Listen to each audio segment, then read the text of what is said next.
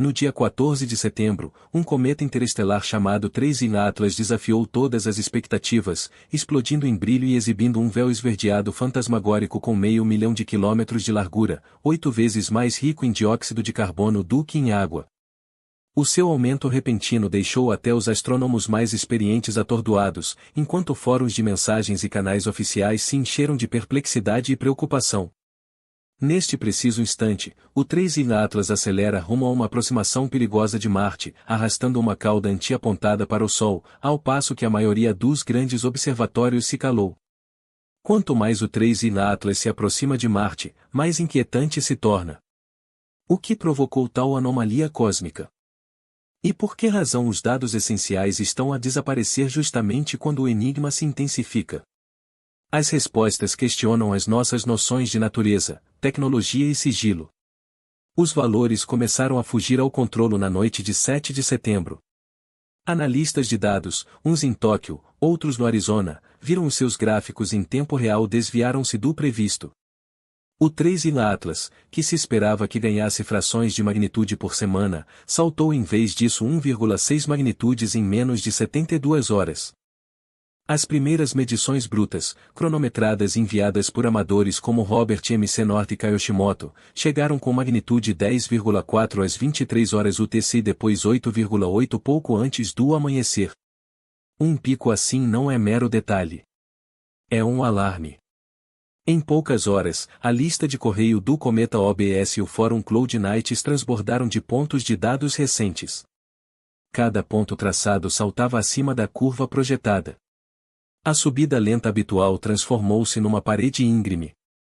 Um salto de 1,6 magnitude significa que o cometa refletia de repente 4 vezes mais luz do que os modelos permitiam. Imagine um regulador de intensidade rodado ao máximo no meio da escuridão. Alguns defenderam que se tratava de uma erupção, um bolsão de CO2 a libertar-se pela crosta. Outros murmuraram sobre falhas nos instrumentos, efeitos de abertura, o perigo de confundir o como excessivo com um verdadeiro clarão. Mas os números continuaram a chegar. Cada nova entrada um teste às regras antigas. Por umas horas eletrizantes, a narrativa pertenceu aos amadores notívagos. Os seus gráficos brutos, partilhados em direto, tornaram-se o coração de uma vigilância celestial global. Ninguém sabia o que o próximo ponto traria, mas todos compreendiam o que estava em jogo. Quando a curva de luz se parte, o universo está a sussurrar algo para o qual ainda não temos palavras. Os números impressionam. A meio de setembro, o 3I Atlas, com um núcleo não mais largo do que 3 km, talvez bem menos, expeliu dióxido de carbono a uma taxa de 129 kg por segundo. Para ter ideia, isso equivale a uma pequena carga de caminhão de gás congelado a vaporizar-se a cada minuto de um corpo menor do que a maioria dos parques urbanos. As imagens mais nítidas do Hubble limitam o núcleo sólido a cerca de 2,8 km de diâmetro. No entanto, o coma, a envolvente enevoada de gás e poeira, inflacionou para mais de 700 mil km de diâmetro. Isso é quase o dobro da distância da Terra à Lua, tudo originado num único ponto gelado minúsculo. Não se trata apenas de dimensões. A própria química recusa-se a seguir o padrão. A maioria dos cometas do nosso sistema solar desperta devagar, impulsionada pelo gelo de água a sublimar à medida que a luz solar se aproxima. Aqui, a água é secundária. O telescópio espacial James Webb, com o seu espectro de 6 de agosto, detetou uma proporção de dióxido de carbono para a água de 8 horas e 1. Isso não é só invulgar, é completamente fora do normal. A estas distâncias, os cometas do sistema solar mostram geralmente mais água do que dióxido de carbono, muitas vezes por um fator de 10 ou superior. Os valores do 3I Atlas invertem essa ordem. O dióxido de carbono reina, com a água bem atrás e o monóxido de carbono em terceiro distante. A equipa do JWST, dirigida pela espectroscopista doutora Lesia Fronzi, assinalou a irregularidade nos lançamentos iniciais de dados. Os modelos do seu grupo anteviram um aumento gradual de atividade à medida que o cometa se aproximava do Sol. Mas a realidade foi um efeito de estufa descontrolado, com dióxido de carbono a jorrar muito para além do ponto onde a água sequer começaria a mexer-se. Nas palavras dela, estamos perante um cometa cujo motor funciona com um combustível totalmente diferente. As implicações vão mais além da química. Imagens de alta resolução de redes terrestres e telescópios orbitais mostram como entrelaçado com filamentos de plasma poeirento, estruturas filiformes que se estendem dezenas de milhares de quilômetros, contorcendo-se e alterando-se em escalas de horas. Não são as nuvens amplas e uniformes dos cometas comuns. Em vez disso, sugerem processos fora do equilíbrio, talvez até fluxos organizados, como se o núcleo estivesse perfurado por jatos ou aberturas que canalizam gás e poeira para o espaço em correntes discretas e potentes. Tudo isto de um núcleo tão pequeno que a sua área superficial mal chega para justificar a produção de gás observada. A física exige pelo menos 8% de superfície ativa para igualar apenas a produção de água medida, e as taxas de dióxido de carbono indicam uma liberação ainda mais intensa.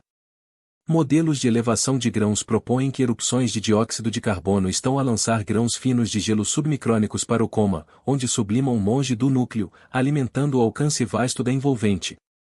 É um mecanismo raramente observado a esta escala. A desproporção de escala é difícil de exagerar. Uma rocha do tamanho de uma cidade envolta numa atmosfera que ofusca planetas. Uma emissão de gases que supera as previsões em ordens de grandeza.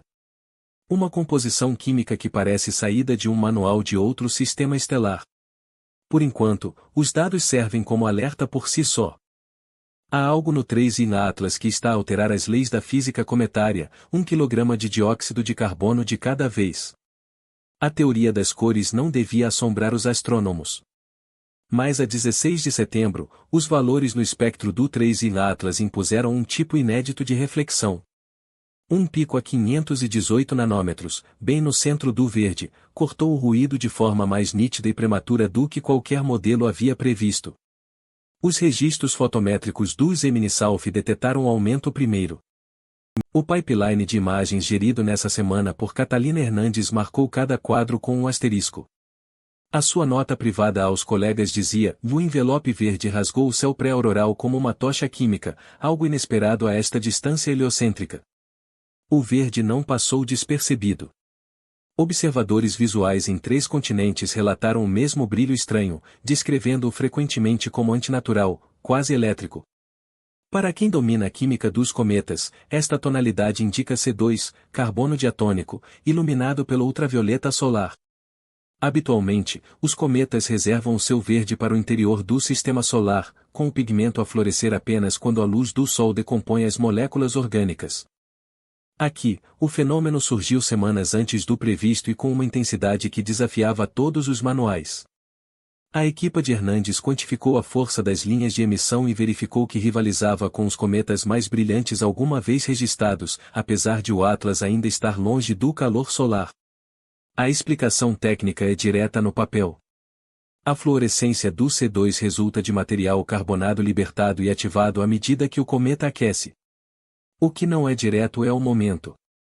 Modelos baseados em décadas de estudos cometários antecipam um aumento gradual. 2 linhas a erguer-se à medida que o núcleo ultrapassa limiares térmicos. O Atlas desrespeitou o guião. Espectrógrafos do Chile, Polônia e Elvai mostraram todos o mesmo pico precoce. A linha verde a perfurar o ruído de fundo com uma certeza que não deixava margem para dúvidas. Hernandes defendeu prudência, partilhando imagens brutas e processadas lado a lado, sublinhando o risco de artefactos digitais. "Não estamos a perseguir fantasmas", escreveu ela. Mas nisto, os fantasmas podem parecer reais. Ainda assim, o consenso solidificou-se. O verde era genuíno, não um engano óptico. A coma do cometa, já inchada à escala planetária, exibia agora um emblema espectral que o distinguia de todos os outros visitantes interestelares. Alguns especularam sobre uma ejeção ultradensa de cadeias de carbono, outros sobre química exótica originária do berço remoto do objeto.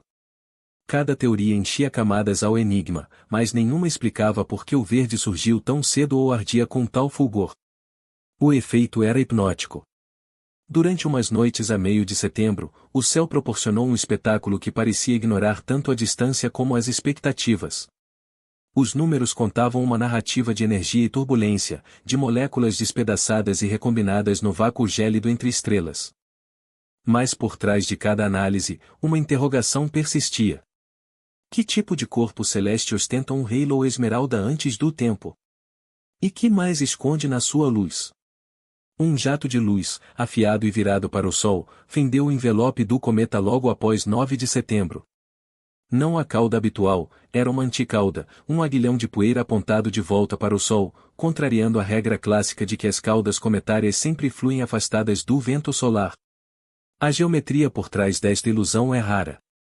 O 3I Atlas avança numa órbita retrógrada quase 175 graus desalinhada da eclíptica, e a linha de visão da Terra corta quase de raspão o plano de poeira. Durante umas noites, o disco de poeira do cometa e o ponto de observação alinharam-se de forma tão precisa que partículas expelidas meses antes, agora muito atrás, pareciam projetar-se para frente, em direção ao Sol, graças ao truque da perspectiva. É um alinhamento efêmero, mas que transforma a poeira do cometa num pico luminoso, visível em exposições profundas da Polônia ao Chile. Contudo, a anticauda é apenas o início do quebra-cabeça. A equipa de polarimetria da Universidade de Varsóvia, dirigida pelo Dr. Marek Nowak, realizou uma análise a um ângulo de fase de apenas 7 graus. O resultado, um mínimo de polarização negativa de menos 2,7%. No universo da ciência cometária, isso é um alarme. A maioria dos cometas ronda os menos 1% ou menos 2% nestes ângulos. Uma marca de grãos de poeira porosos e irregulares a espalhar a luz solar de volta à fonte. Aqui, o valor é mais profundo, mais intenso do que em qualquer cometa recente, incluindo o notório Sidney Spring. Os números indicam não só poeira, mas uma estrutura de poeira. Partículas organizadas, talvez alinhadas, em filamentos ou lâminas densas o suficiente para polarizar a luz para além do habitual. O que poderia moldar tal ordem? A química fornece uma pista. A coma do Atlas está repleta de dióxido de carbono, um volátil que pode impulsionar jatos violentos e grãos submicrônicos finos para o espaço. Se a desgasificação for canalizada por fraturas, aberturas ou até forças eletrostáticas na coma, a poeira poderia ser arrastada em fluxos coerentes, cada um a funcionar como um pequeno polarizador. O filtro de Zenit do Grupo de Varsóvia, ao ser cruzado com imagens amadoras da mesma semana, revela que o brilho e a polarização dos anticaudas atingem o pico simultaneamente, sugerindo uma origem partilhada. O ângulo de fase é crucial. Aos 7 graus, a luz solar incide quase de raspão na poeira, potenciando ao máximo o efeito de retroespalhamento.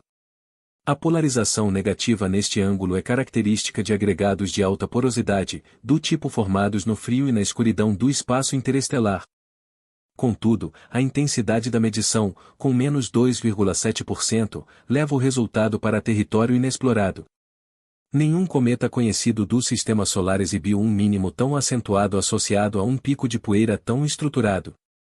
Por ora, o anticauda permanece como um enigma silencioso, prova visual de que a poeira em torno de 3I Atlas não é uma nuvem aleatória, mas algo mais ordenado e intencional. Se esta organização resulta da física natural dos cometas ou indica algo artificial continua por esclarecer, mas cada nova observação aponta para uma estrutura ao mesmo tempo bela e inquietante. Uma geometria cósmica que resiste a explicações simples. O dia 3 de outubro de 2025 está marcado a vermelho em todos os calendários das missões. Nesse dia, o 3I Atlas passa perto de Marte a 0,19 unidades astronômicas, cerca de 28 milhões de quilômetros.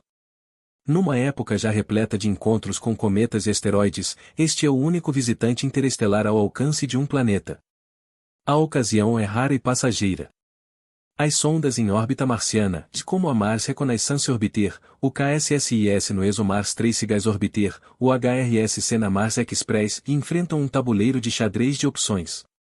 E-mails internos, citados mais tarde em resumos de imprensa da ESA, descrevem uma equipa dividida. Os grupos científicos pressionam por cada ângulo possível de captação.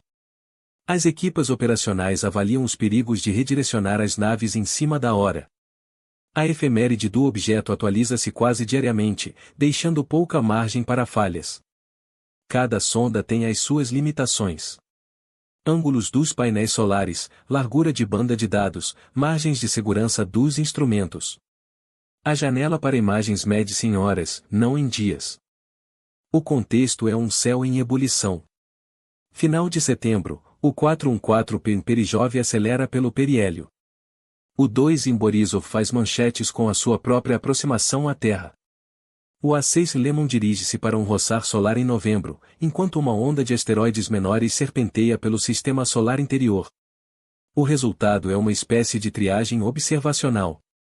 Os diretores de missão têm de optar: gastar recursos valiosos num cometa que está a reescrever as regras ou manter as campanhas planeadas e arriscar perder um evento único em gerações.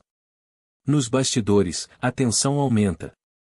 O enxame de objetos a encher o céu outonal só realça a urgência. Cada candidato à observação é avaliado face à singularidade do 3 e Atlas. A sua origem interestelar, a coma dominada por CO2, o historial de desafiar previsões. Os horários são alterados. Protocolos de imagem, habitualmente fixos meses antes, são rasgados e reconstruídos de um dia para o outro.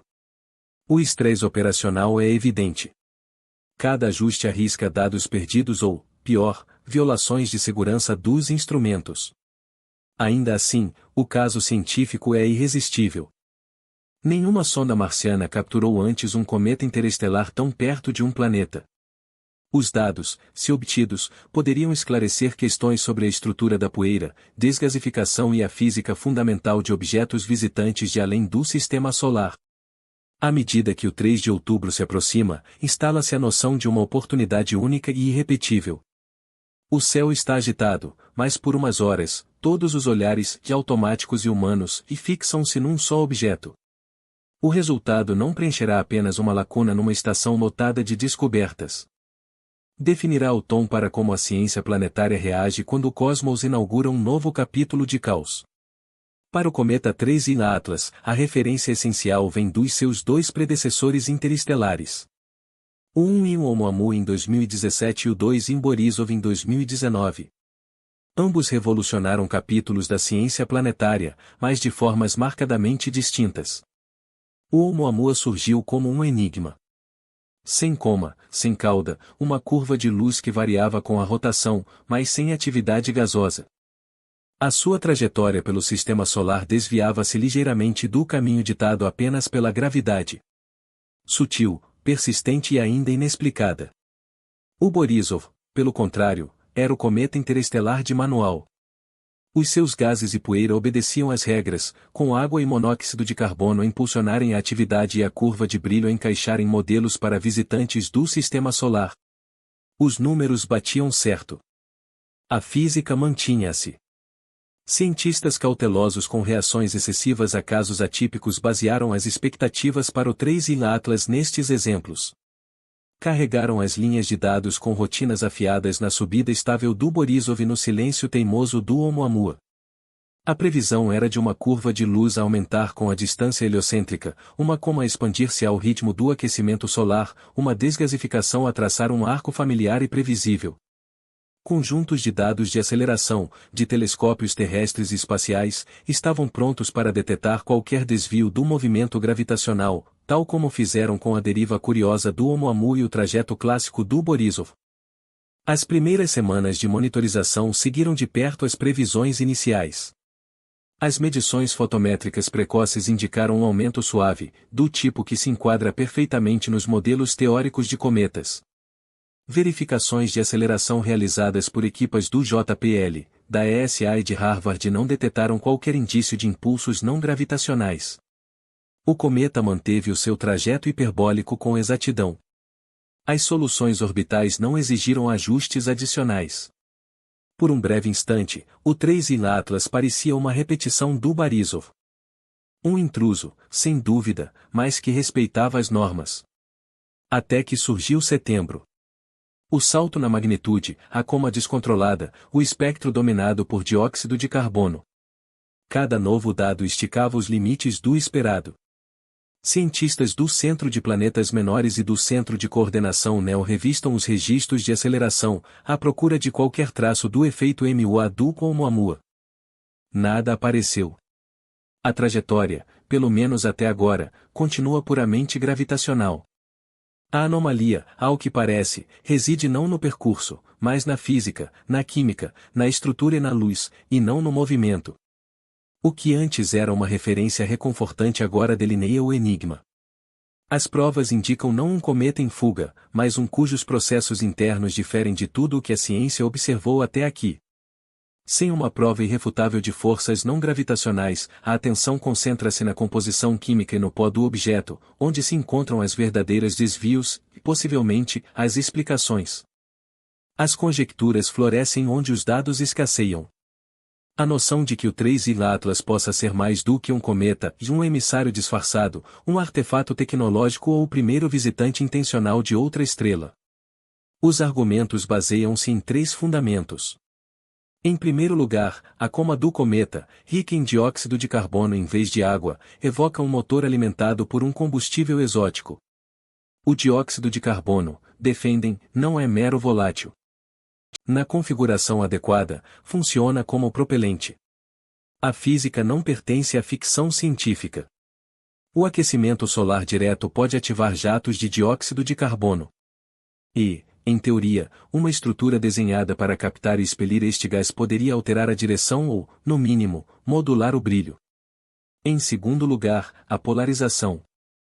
A medição da equipa de Varsóvia, de menos 2,7% num ângulo de fase de 7 graus, representa o mínimo mais acentuado registrado em qualquer cometa nos últimos tempos.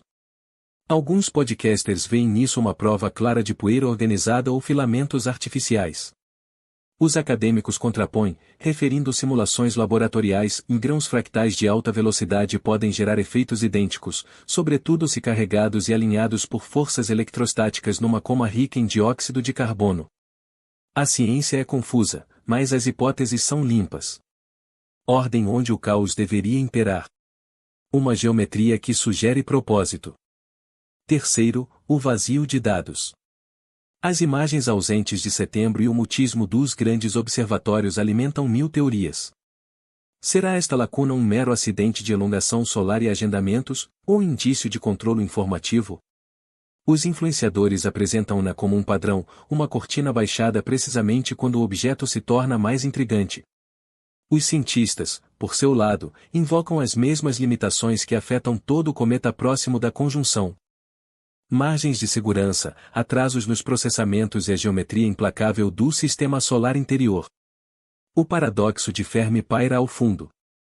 Se o universo abunda em vida, por que não se camuflar entre enxames de detritos naturais? Por que não infiltrar uma sonda no ruído estatístico de cometas e asteroides? O cenário de engenharia é tentador. Dióxido de carbono como camuflagem e combustível. Polarização como sinal codificado. O vazio como interrupção intencional. Contudo, cada afirmação equilibra-se na fronteira da verossimilhança. Sempre um passo à frente das provas. Por enquanto, os dados confirmam apenas o observável. Um cometa que viola as regras, mas não as leis da física. O resto é um espelho que reflete a nossa própria ânsia por sentido no silêncio entre os sinais. As imagens de julho do Hubble continuam disponíveis, e os espectros do JWST de 6 de agosto passaram pelo processamento sem demoras. Mas à medida que o brilho e o comportamento do cometa entraram em aceleração, o ritmo das divulgações públicas abrandou. Não surgem novas imagens do HST ou do JWST nos registros oficiais de setembro. O calendário do Gemini, habitualmente um mapa público, não registra slots reservados para o 3I Atlas no período crítico em que a curva de luz se desviou do previsto. A distância angular do cometa ao Sol, que era um confortável 45 graus no final de agosto, cai para 30 graus até ao fim do mês. Para o HST e o JWST, estes valores são limites rígidos. O risco para as óticas de eletrônica é inaceitável. Até os telescópios terrestres, com as suas restrições de horizonte e crepúsculo, enfrentam janelas cada vez mais estreitas à medida que o cometa se aproxima do Sol no céu pré-auroral. As redes de amadores prosseguem com os registros e fotometria, mas os dados de alta resolução multibanda dos observatórios de topo estão ausentes do registro público. Os gabinetes de imprensa, tão ativos nas campanhas de julho e agosto, não emitem novos comunicados. O perigo não reside numa conspiração, mas numa zona cega. Um objeto que reformula as leis da física cometária, justamente quando os melhores olhos do mundo são obrigados a desviar o olhar. Para quem segue a narrativa, a escassez de setembro serve de lembrete. Por vezes, os desafios mais fascinantes do universo, os eventos celestes principais, tecem os seus próprios anéis de incerteza por trás de um véu de rotinas, protocolos e configurações espaciais. Cada grande fenômeno no céu gera o seu círculo de perigos. Contudo, o 3 in Atlas impôs aos modeladores de cenários noites prolongadas e contas repletas de ansiedade. A escassez de dados em setembro não é mero contratempo. Trata-se de uma brecha em que os comportamentos mais instáveis do cometa podem manifestar-se sem detetar. Para os especialistas que dedicam as suas vidas a medir o improvável, esta é a época de exercícios mentais. E se o núcleo se desfizer, oculto pelo Sol? Poderia uma erupção repentina, invisível da Terra, desviar a trajetória o suficiente para modificar o sobrevoo de Marte ou lançar um enxame de fragmentos em rotas inéditas pelo Sistema Solar? Os cálculos são ao mesmo tempo desanimadores e cativantes. Uma variação de 5 km por segundo, provocada por uma explosão única e intensa, poderia ter transformado um passo distante num impacto frontal em Marte.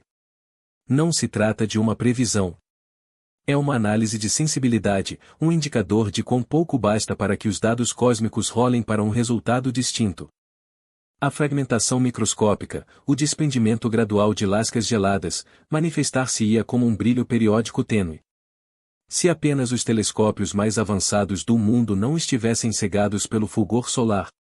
Nenhum sinal desse tipo foi validado, mas a falta de provas não equivale à prova de inexistência.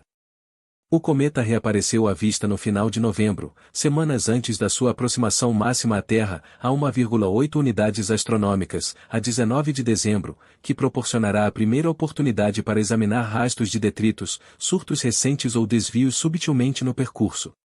O público anseia por esclarecimentos, mas a ciência aguarda em circuitos internos e relatórios confidenciais. O tom é ponderado. Janela de risco. Vigiar indícios de fragmentação. Acompanhar dispersões microscópicas. Os riscos são de conhecimento, não de sobrevivência. O que se perde na zona cega não é a segurança, mas o ensejo de observar um objeto interestelar raro a reformular as regras do jogo. Os 3 fundamentos mantêm-se firmes. Uma curva de luz que desafiou todas as expectativas, uma atmosfera de dióxido de carbono em fuga e um grau de polarização de poeira que resiste a enquadrar-se nos padrões. Enquanto o véu não se ergue, os modeladores de cenários prosseguem com as suas simulações, cientes de que o próximo capítulo depende do que o universo opta por mostrar. A 14 de setembro de 2025, o Centro de Planetas Menores registrou um aumento de mais 1,6 magnitudes na luminosidade de 3 Monias, desencadeando uma reação mundial. A espectroscopia revelou em breve uma coma dominada por dióxido de carbono, com mais de 700 mil quilômetros de extensão, ao redor de um núcleo inferior a 2,8 quilômetros de diâmetro. Leituras de polarização invulgares, atingindo menos 2,7% perto de um ângulo de fase de 7 graus, continuam sem explicação pelos modelos atuais de cometas. Apesar das imagens públicas do HST, JWST Gemini até finais de agosto, as divulgações de dados de setembro tornaram-se escassas, sem justificação oficial para além de janelas de dados proprietários e geometria de observação. Nenhuma aceleração não gravitacional ou sinais de rádio foram confirmados.